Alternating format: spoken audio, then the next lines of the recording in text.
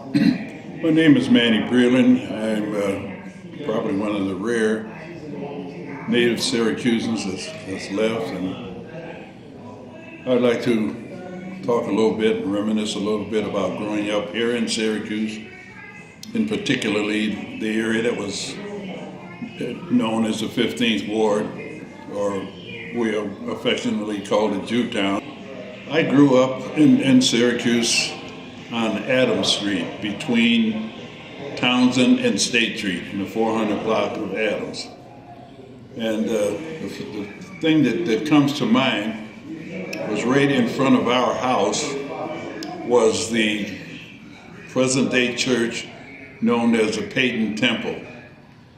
And Reverend Peyton was starting his church, and there was a storefront that just was in front of our house, so much so that I could look out my bedroom window and I could look out into the back of the church. And there was a family that lived behind us who were members of this Church of Christ. And of course, they were quite, in their service, they used to dance a lot and rejoice a lot. And I used to look out the window and watch them. They had a band, a little couple guys that I went to school with who were members of their band. But that's one of the early things I remember. And also I remember that's where I first got introduced to the idea of a supreme being, introduced to Christian, because we were like 5 or 6, and there was a lady who I now say was a saint named Mother Moore, and she was probably around 80 years old.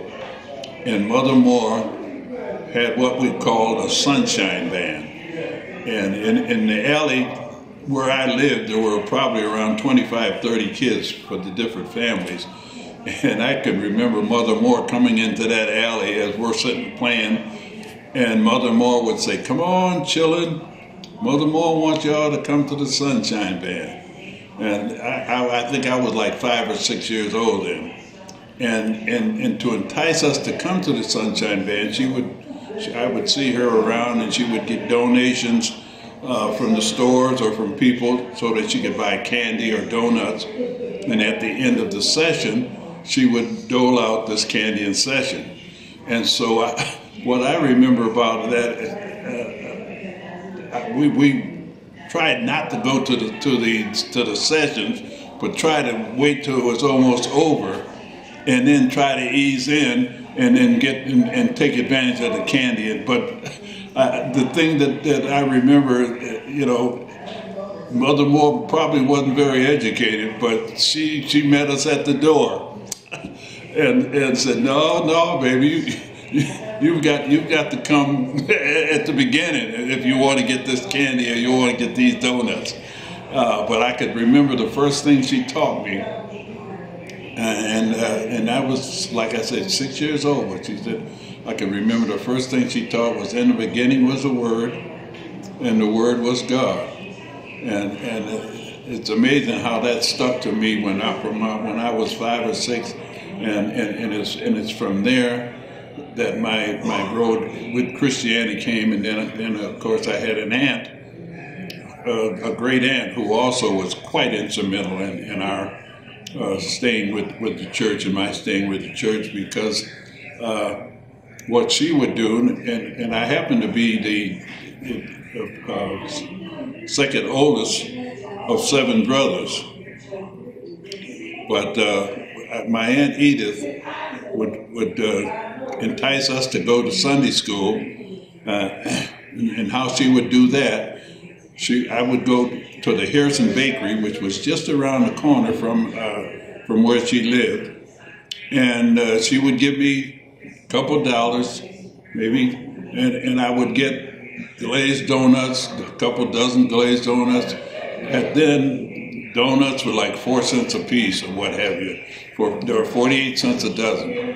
But she said, "Now, if you get up and go to Sunday school on Sunday, you come by the house, I have milk, and and I could go, and she sent me around to buy the pastries, and that would be breakfast for us, and that continued us, and we were kids, just preteens, but we continued me to stay with the church and then to grow in the church, and then the thing about it is that she was such a religious lady. Not religious, I won't say religious. She was just into the church so much, and she had this knack. And the thing that I think I need to point out is that these people were not highly educated. I mean, she was an older lady, and they were all grew up in the South. My roots are in Bamberg, South Carolina.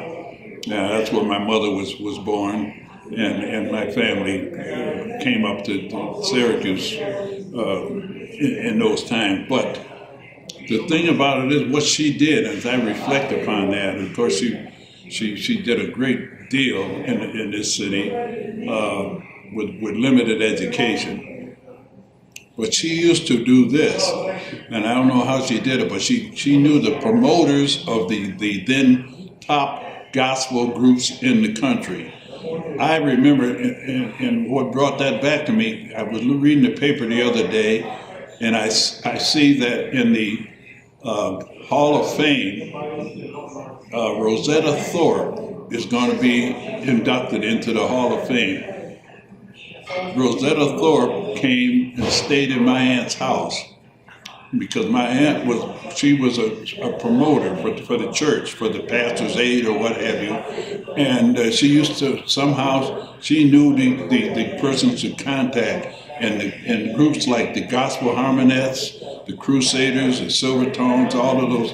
This was way back. I was a kid, but I remember those groups, the Coleman Brothers. Those were the national, the national gospel singers like the Staples are today. And she brought those people here, and how she did it, all for the church. And I know that because I was the one who used to go down and order the tickets, and then I had to get on my bike and distribute the tickets around to the different churches and to Reverend McCullough and the different churches, and go pick them up, and even at the concert themselves.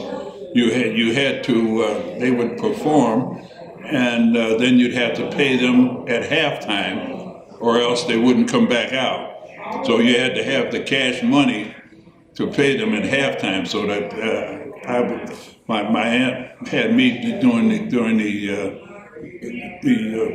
paying of the group, and so at the end of the first session, she would gather up the money, and whatever it was that they were 300, 500, or whatever it was, I would take it back, and so that they would continue. If that didn't happen, then the show wouldn't go on, but there never was a problem with that. And all of that money she gave directly to the church. Now, growing up in Syracuse at that time, as you know, segregation was quite prevalent. But by the same token, there was a lot of diversity. That's a word that we use nowadays, and we try to bring more diversity. But we had that, but it wasn't anything that we consciously did. But as I remember, for instance, I happened to be able to learn to play basketball at a level which really accounted for my life and my success. And that brings me to my experience at the Dunbar Center, which at the time was a community center, which happened to be right around the corner from me. And not only for me, but some of my contemporaries, all of us, it's just amazing how well our lives has been successful in terms of our lives as a result of the legacy that we gained from the Dunbar Center. And again, as I often reflect upon that and talk about that, and it was because, for one thing, there wasn't any other place that we could go that would welcome us as did the Dunbar. And we were very fortunate enough to have well-educated black folks, particularly when education black folks weren't quite prevalent. But the people that worked there were graduates of colleges and social workers, and they really were great role models for us preteens. And the legacy again continued in that those people that were just ahead of us, guys like, as I can remember, Billy Gilbert, who happened to be the first black patrolman in Syracuse, and John Williams, who happened to be the second. Not John Williams. John Williams was a famous writer. John Williams, man who cried I am. He was a producer. And Billy Moore, who became the first black postmaster here in Syracuse. I mentioned those names. Don Caldwell, who happened to be the first black student and a basketball player at Lemoyne College. Those were my immediate role models. When I was like 13, 14, 15, those guys were like 19, 20, 21. And so that we had some excellent role models. And then there was a man at the Dunbar Center who happened to have been a four-letter man as far as athletics in college, named, and it's the man to whom I owe my life success, because of all the kids there, for some reason, he took me under his wing to mentor me. And not only did he teach me the game of basketball, but more importantly, he told me the value of education. He used to sit me down, and I'd sit in his office, and he'd show me a scrapbook, and it was like today being like Michael Jackson or Michael Jordan or LeBron setting me down. You know what he said. Hey, I see it. You know what he did. So he taught me and he mentored me to the point that when we at Dunbar, they had various teams, and at basketball season we used to go to other Dunbars at Auburn and Ithaca and Utica and Buffalo and play their house teams, their Dunbar teams. And we had different levels, age levels, and I was like 14 or 15, so I played with those kids. But Mr. Harrison allowed me to put on a shirt with the 19 and 20-year-olds and play there, and that's how I became proficient enough so that when I got into high school, I was highly proficient. I made the all-city team every year that I was there, and then this catapulted me. Another situation that, and I look upon this, quite frankly, as providence, because I had 3 coaches in high school, but fortunately, the third coach I had happened to have played at Syracuse University on a famous team, and he was his business teacher, but he was my third coach. And Mr. Beagle is his name. Mr. Beagle and I are inducted, and I'm so proud of that. Mr. Beagle and I have been inducted into the Greater Syracuse Sports Hall of Fame in the same class. I'm in the same class with my coach, high school coach, and I'm deeply appreciative of that, because it was Mr. Beagle, who had played at SU, who now was advocating for me, and who is the athletic director, but his former coach at SU is now the athletic director. And he advocated for me. And remember, this was in the early 50s. And Mr. Beagle told me as we talked, and I was just thanking him for what he did, and he was such a humble man. He said, well, I guess I did have something to do with it. But he told me this: when he approached Mr. Andres about me, getting a scholarship to SU, he told him, believe it or not, Syracuse wasn't ready for a black kid yet. And Mr. Beagle did not give up, began to continue to advocate. And he told him, he put his arm around him, he said, Ken, because he was one of his famous players, he said, because of you, I'm going to give your kid a chance.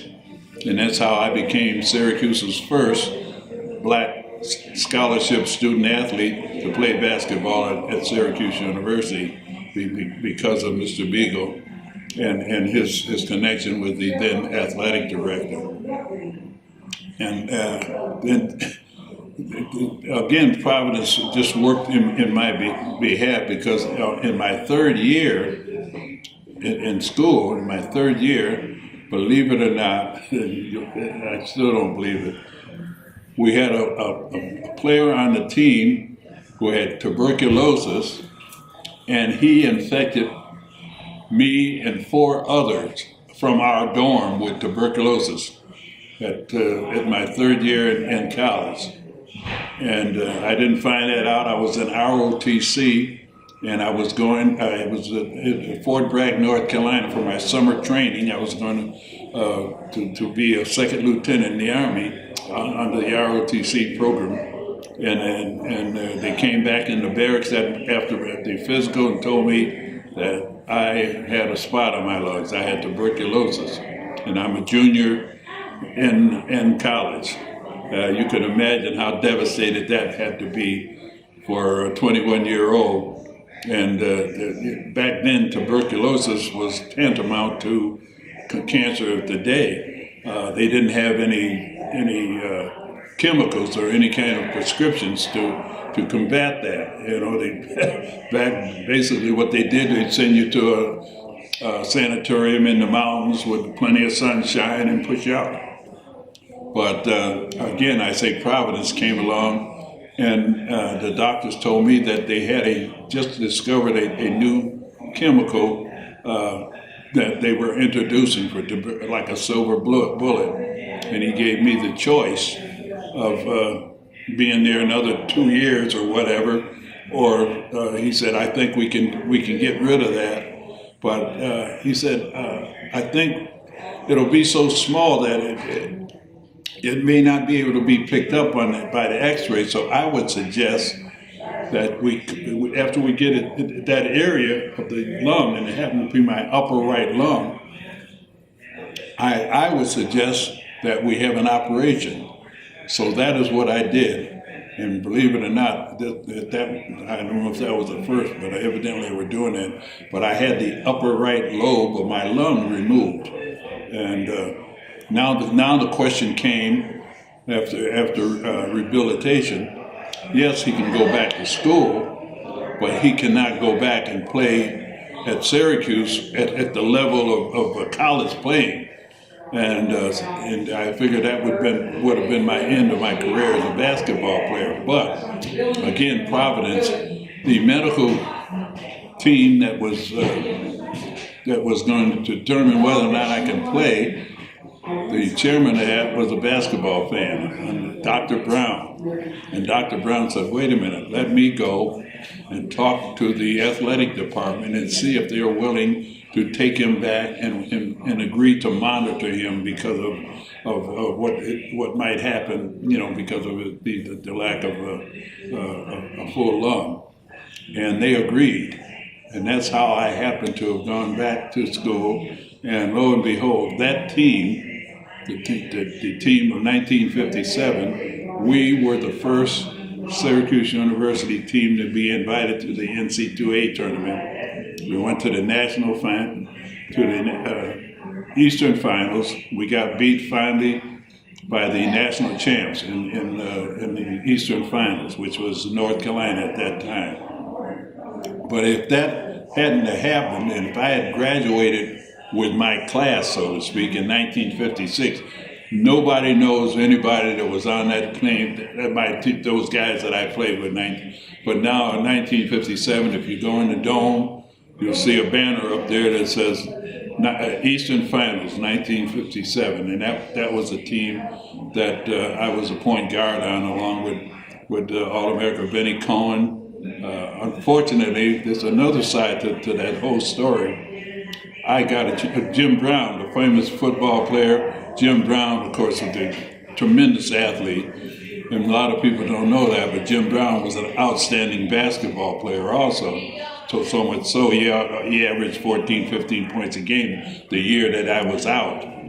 But because of the times and some things going on and the kind of person Jim was as far as coaches and dealing with young black, that they never really had any occasion to deal with black kids. They had their own mind made up, and I don't know how to assess what they thought, but Jim was a lot better than some of the kids that they were playing. And we believe, and it's been talked about, that at that time they had an unwritten rule that no team would start more than 2 blacks. And that seemed like to us kind of ridiculous. But when we were playing in a tournament, a holiday festival in Madison Square Garden, and the coach decided to start Jim, me, and Vinny, we heard a murmuring of the crowd, and like people hunching each other, and we're on the floor, and we're saying, "What's going on?" Looking around, and then it dawned on us, because the team that we were playing was Niagara University, who at that time also happened to have 3 black students, athletes, Charlie Hoxie, Ed Fleming, I can remember Tommy Heeman. And so that had to be the first time that out of 10 players, 6 of us were black. And I think that's what caused the murmuring, and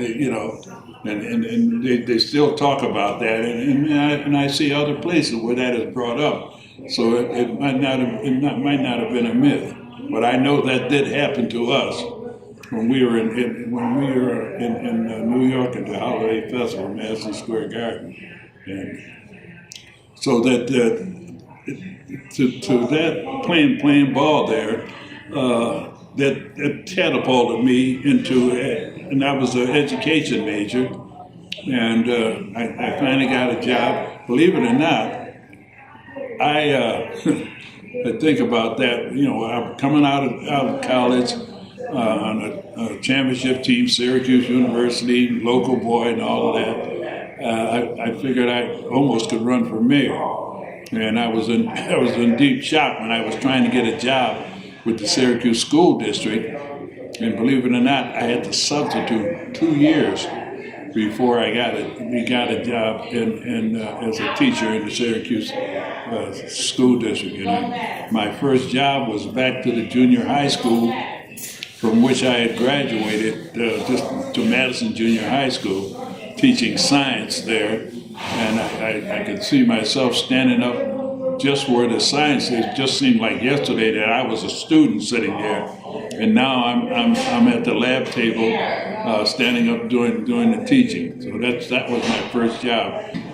Well, education became a big part of our lives. Like I say, I'm the oldest, second oldest of 7 brothers, and we all graduated from high school. Several of us went to college and what have you. And that all, for me, began, of course, with Mr. Harrison and him telling me. And then that was fortified by my Aunt Edith, who had this mind. She said, "Okay, you're going to go to college, and then you're going to make money, and you're going to use that money to help your brothers and sisters to come after you, to go to college." And that's what she had for us. And so we had this education thing, and of course, again, I remember when there was 8 of us, and yes, there was a period when we were on welfare, and I remember the the person who was our supervisor, a lady that came when we were in high school, and she was suggesting to my mother that she had all these big, strong boys. They should quit school and go to work and get, And I remember this, my mom adamantly saying nothing, no, my kids are all gonna finish school. That's why I'm so passionate about that. With the things that I get myself involved in, particularly at the Dunbar, and knowing the kind of legacy that the Dunbar has afforded me, I'm trying to resuscitate that so that the kids today will and tell my story that look, I know where you're coming from. I grew up on Adams Street, right in the heart of the ward. And you have a lot more opportunities, and so when I was teaching at Madison, and then Madison closed, and there were a lot of programs there at Madison that helped youngsters that people today I was a teacher with Bill Beard, for who the Beard School was named after, and the Beard School was for kids that were having difficulties, and they were kicking kids out of school, particularly, unfortunately, black kids, kicking them out of school, and they came up with this alternate education program, which is what Beard School was, and they had people there to try to rehab those kids and put them, which they did, to put them back into the regular school program.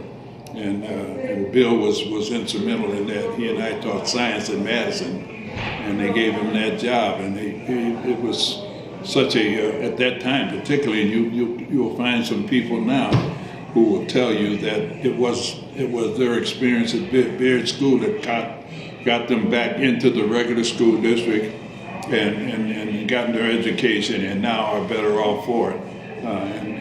That was recognized by the name of the school after Bill Baird. And see, for a lot of kids at that time, we were the first African American teachers that they had experienced, and that moved into as you mentioned earlier, the year 1968 was really a tremendous year for both pro and con, so to speak. As we were just mentioning, that was the year that Martin Luther King was killed, where Robert Kennedy was killed, and in '68, that year was a great deal of change initiated. Blacks began to assert themselves, and that assertion got down into the high schools, and there was a lot of turmoil going on about not only the war, but the fact that the blacks weren't being treated fairly, and that got into the high schools, and in terms of the athletics and so forth, the referees, and kids were thinking they were being cheated by referees and cool. And I mention that because there was an incident in the city schools in which a referee was pushed or hit or something for a team happened to be mostly black kids on the team at Central High School. And that caused a great deal of furor, and as a result of that, and I was teaching. I was at Lincoln at the time.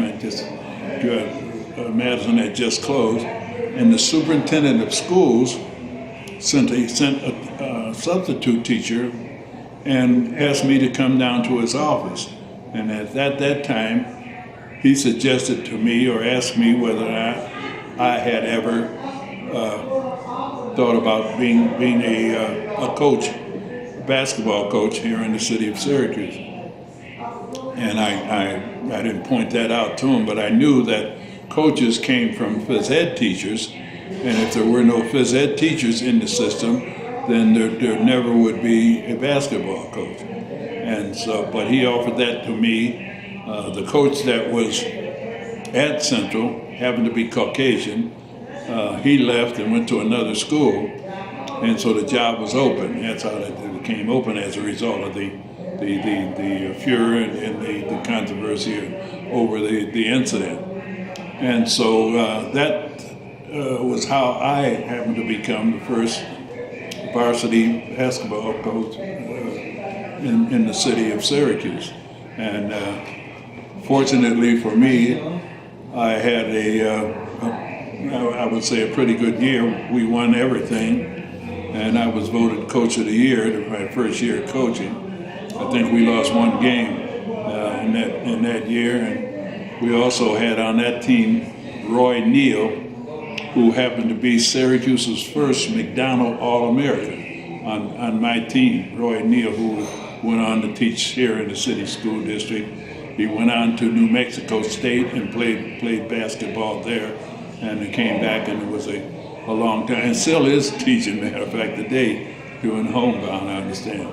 But that team, my first team, we won everything, and as a result of that, I think, the superintendent called me down again, and he suggested that maybe I go into administration.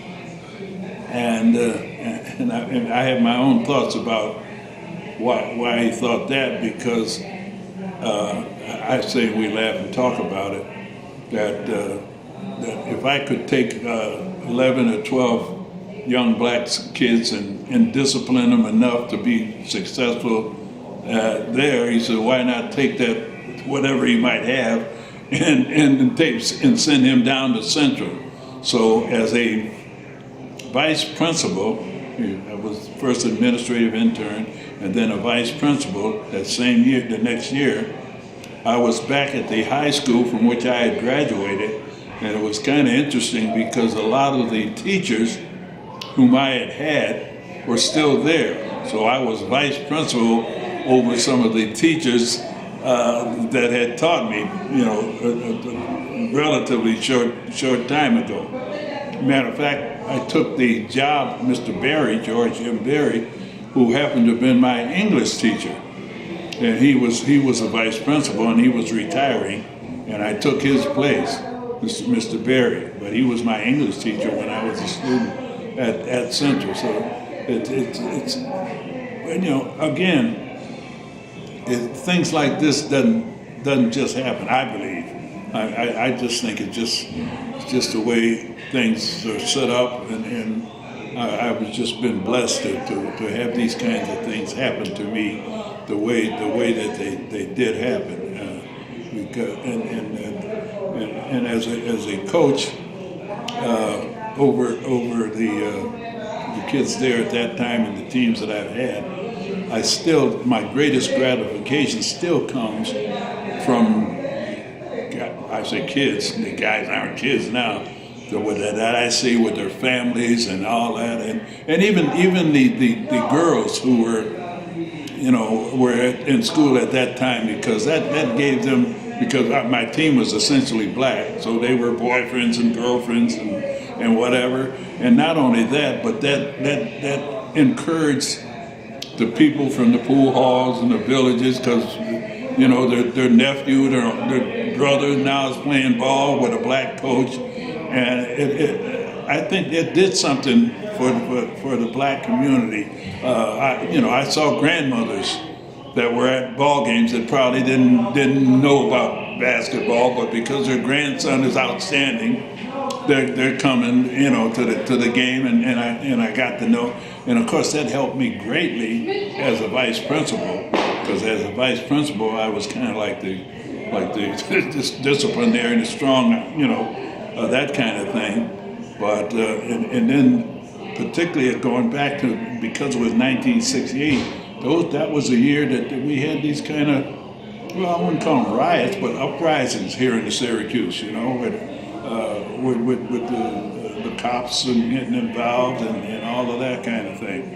And because of that, partly because of that, the police chief O'Connor called me, and he made me a civilian police lieutenant in the community relations department. And that caused a problem because they had my picture in the paper as a lieutenant in the police department. And I'm a civilian, and he got heat from that, as you can imagine, from the union and the police. How are they gonna make this guy, whatever? And I reported directly to him, and but he told me, when we sat and talked, that he was getting heat. How are you gonna make this guy? A lieutenant, and he didn't do anything. But it was like community relations because, understandably, and as a result of that, I could reflect on a lot of potential disorders that I worked with then Herman Edge, who went on to become the deputy police chief, and Billy Gilbert in that. And back then, they used to have what they call a happening wagon in the summer, and it was a city parks department. They had, and they still have this mobile stage, and they would hire local little bands, and this is in the summer now, and they would be in the park at Thornton Park or Wilson Park, and of course that brought hundreds of youngsters, right, from all parts of the city. And what we were there to do is to kind of monitor, and that's where, for me, my position as a coach, and I knew, even though I had my own kids, but they knew me from Corcoran as a coach, and Henniger, and so a lot of potential difficulties were stopped. When guys get into it from the south, I could go in there and hey man, no, that's Coach Breland, and hopefully I think I've been fair with them, so that they would adhere to what I say, and quite frankly, there were a couple of times when it was really scary when. There was an altercation, and some kids were on Rayner and State Street, and some kids were playing ball up at the Thornton Park, a bunch of guys, and they'd come down into the bricks there, and were hanging around talking about it, and a couple of the officers said, hey, break it up, and here we live here, and that one thing led to another, and they grabbed the kid and all of that. And they got upset about it, and they started, I guess they broke some windows, and they threw some stuff into the store. And they brought the police down. People don't really remember this, but they brought the police down, and they were literally in the police line on State Street facing the projects because kids were in the alleyways throwing bricks and stuff out. People don't really, they don't remember that. And I only did because I was with the community relations department. I got a call from Bill, and he said, hey man, you had to get down here. Oh, I was about to break loose. And when I got down there, they were out there, and they were getting ready to throw tear gas. And people that lived there were looking out their window. They didn't know what was going on. And these kids, a lot of kids, they started doing. And when I went up to the officer in charge, and he didn't know, who are you? I said, well, I'm, he was all, upset, and the only thing that saved me again, it had to do with my basketball because a sergeant, Bill, I forget what Bill's name is, but I used to play ball against him, and he was a police sergeant now, and he came up, and we got to talking, and I said, well, don't have them, putting tear gas up in there. They just kids up in there, and people are looking out their windows and all. They didn't know what was going on. But that was one case where we really diffused a situation that could have really been bad. And I relished that period of time, but I was able to work in that capacity and utilize my notoriety, if you will, as a coach and get the respect. And there were a lot of adult situations, a lot of times, that I was able to intercede and diffuse just because of the fact that they knew I was a local, I wasn't an outsider. Matter of fact, many of them had seen me as a kid. Some of the older people seen me as a kid hanging around outside of the joints and all of that, when I was a kid. Because where I lived, the corner of where I lived was like ground zero for the 15th Ward, on the corner of Townsend and Adams Street. And that's where everybody came, the workers, the people that worked, and, they put on the goodies and they would come out there. That's where they would meet. And they in one place, George's, they even had a entertainment. They had a lady, what was her name? Teddy Waters. And she reminded me of Billie Holiday because she used to perform, and she would have this long dress on with long white gloves, and that just reminded. And then there was another guy who played piano for Ike. I think Ike Wallace, I think his name was. I can remember. And he stood out because he used to have spats on his shoes, and he had these pinstripe trousers, and they came up to his chest. It's amazing I can remember that, and I was a youngster, but I used to go out because of the lights and the music. That was all exciting, and I'd sit in the doorway and just watch action going on, and until somebody came up and said, "Boy, what you doing here? You ain't supposed to be here. Get home, make your daddy kill you." In no way did I believe that I had any special skills, but I think what did that was, again, Mr. Harrison, for some reason, taking me. I wasn't a troublemaker, and I remember, speaking of that, he taught me a lesson when I was on the team there at Dunbar. I think I was like 13, and I was pretty good at basketball for the 13-year-olds. So much so that I thought that I had special privileges and whatever.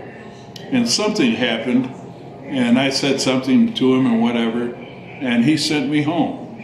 He told me that, sent me out from Dunbar. I was 12, 13 years old.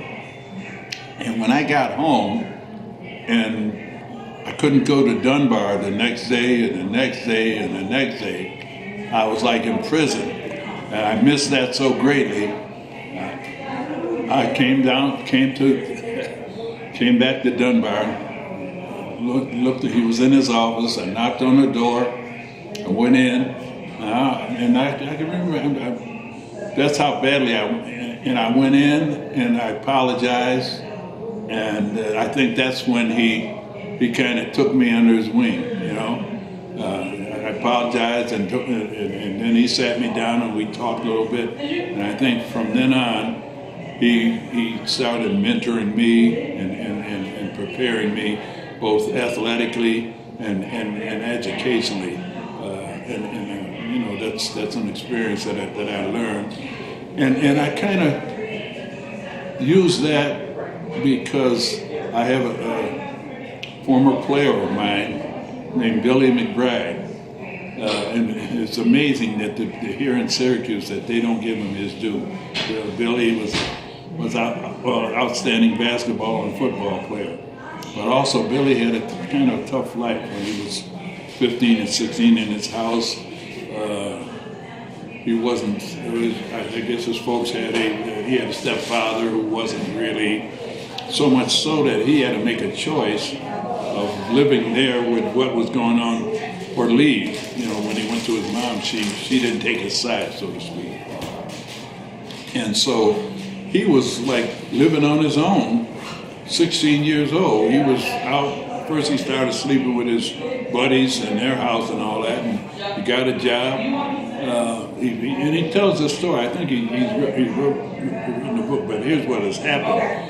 He he says in there, he keeps reminding me of this.